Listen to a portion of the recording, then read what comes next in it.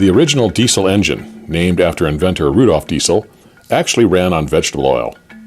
Changes in the design of diesel engines over the years required a different fuel, with more energy output and less gelling in colder weather than vegetable oil. Hence, petroleum-based diesel gained popularity over oil. With its performance and environmental qualities, biodiesel is fast becoming a widely recognized blending agent for petroleum diesel. Biodiesel is a replacement fuel for diesel engines made out of animal fats or vegetable oil. The advantages of biodiesel are that it is not derived from fossil fuels, but can be made from local crops. It lowers greenhouse gas emissions, and the production and sale of biodiesel generates a domestic fuel economy. The University of Idaho is one of the pioneers of biodiesel research, beginning in 1979.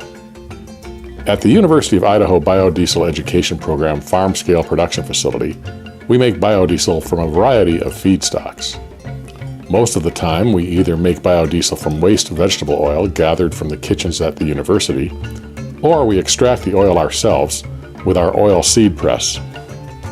To make biodiesel, you remove the impurities from the fat or oil and change its viscosity so that it can burn in a normal diesel engine without mucking up the fuel lines. You do that through a chemical reaction called transesterification. Transesterification is the biodiesel making process and is simply a reaction of the vegetable oil and alcohol using a catalyst to speed the reaction. Let's take a moment to examine our standard recipe for making biodiesel. This is fuel production specialist Chad Dunkel, your biodiesel chef for the day. The process is relatively simple. Combine a certain amount of alcohol and catalyst mixture with your feedstock, then heat and agitate for a short period of time. The result is a layer of biodiesel and a layer of glycerin. Remove the glycerin by draining it off the bottom, then use a wash process to remove contaminants. The co-product, glycerin, has a lot of other uses like making soap, but that's another topic. To ensure that sound procedures are used and that a high-quality biodiesel is produced, we follow our quality control plan. The quality control plan provides a detailed description of our process and is available on our biodiesel education website. First, we want to make sure our feedstock is suitable for making quality biodiesel. The feedstock is filtered, pumped into the reactor, dried, and tested for free fatty acids. Excess water in the oil will result in serious processing complications, and we want fats or oils with a low free fatty acid content.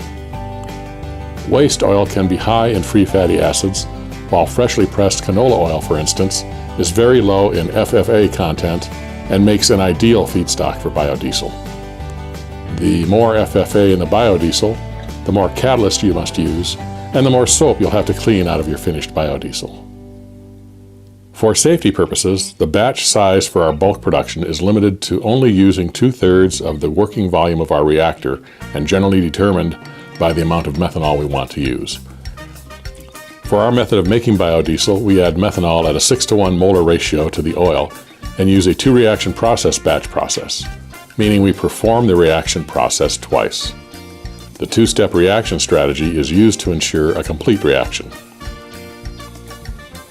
With suitable feedstock in the reactor lid is closed, and we carefully add 80% of the methanol, which is extremely toxic and highly flammable, then 80% of the sodium methoxide, which is the catalyst we use for bulk production.